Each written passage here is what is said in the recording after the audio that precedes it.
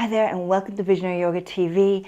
In this video, I'll be sharing with you the pivot I'm making with the content of this channel and how the new content can make this year the most magical year of your life. But first, an update. So I am in beautiful Jaipur, Rajasthan, India, in my partner's home. And while traveling from New Delhi to Jaipur, unfortunately, our taxi, which was going 120 kilometers an hour, veered off the highway, and then everything went black. And we ended up in the local hospital, and we discovered I had fractured my rib on my left side, and Krishna Mohan Bhatt, my partner and superb sitar maestro, was a student of Pandit Ravi Shankar. He broke his leg in two places, had a terrible concussion on his head, and then while he was recovering from the surgery to his leg, he contracted pneumonia, a very serious pneumonia, and so he is in the hospital recovering. So please send your prayers, and if you find it in your heart you want to save an artist, an incredible artist, I've included the link below for a GoFundMe site. Whatever you can donate would be greatly appreciated. So during this entire time, I had this experience as if I was living in a dream, like waking up inside of a dream. It was like a lucid dream, and I realized that this accident was no accident. It was happening for a very important reason, that such a calamity of an event can only just, work through our karmas and, quantum leap our evolution in a way. So it was kind of like a left-handed blessing from the divine. And as soon as I accepted this point of view, so much positive outpouring has begun. Just an entire, all the lovers of music came out of the woodworks, and all my followers also came out of the woodworks to support us. So I feel that we've been held in this love and outpouring of love and abundance as well. So the pivot that I am going to make with this channel, and I don't want you to be afraid, because I will continue to post the physical yoga instructional videos, because I know that it's probably how you found me, and you are a yoga lover. And it is time in the history of this planet for us to begin to see yoga as something much more than just a physical practice. As you know, if you're a seasoned practitioner, that yoga has a profound metaphysical dimension. And visionary yoga from the beginning was about that invisible dimension of yoga, if you will. The physical is just the tip of the iceberg. It's a doorway through which we can enter that deeper, subtler terrain, which is the truly magical dimension. And through accessing this invisible terrain and following the yogic teachings, we can truly manifest a life that is deeply meaningful, deeply fulfilling, and abundant on material level as well as emotional and spiritual levels. And so I want to share with you what I have been uncovering through navigating through this incredibly challenging time, but at the same time, it has been so much insight has been just pouring through me that I wanted to share the inner yoga dimension with you in nuggets. So I hope you join me on this journey towards enlightenment.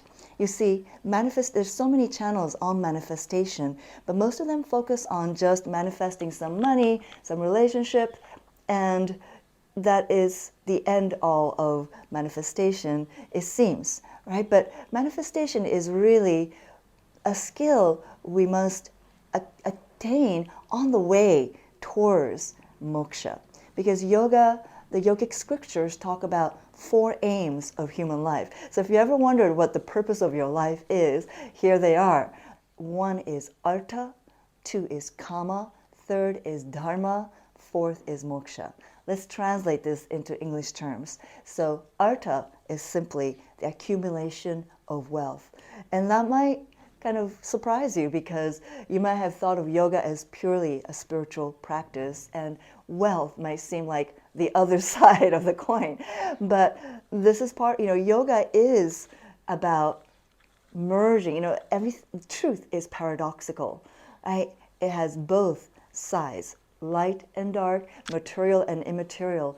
And so artha, accumulation of wealth, is part of the path, which is actually should be great news to you, that the pursuit of wealth is not against your spiritual path.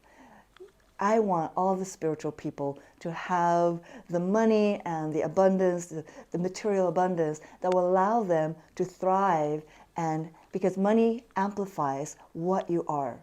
And so at the same time as we accumulate your wealth, we also need to work on dharma, which is the third, right? Third, dharma is playing your role well on this earth stage, right? The world is a stage and we are the actors, and the self, the capital S, is the supreme actor. So we are not really this character, we are not really this body, we are the self, and it is all about realizing that, actualizing this as a moment-to-moment lived experience. While experiencing our connection with the self, we can play our role in this earth plane, in the character we've been allotted superbly well. This is dharma. And then the second, I'm going jumping around, but the second aim of human life is kama.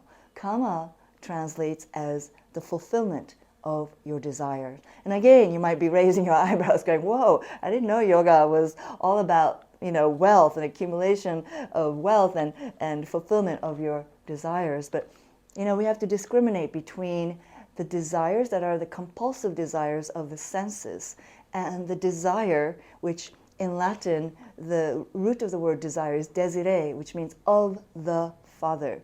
So that higher desire, the higher desire that comes from the Icha Shakti of your inner being, that must be, accomplished in your life. So this is the vision for which the vision is given to you by your inner self to be fulfilled, and that is kama. Right? So artha, kama, dharma, and then the last is moksha.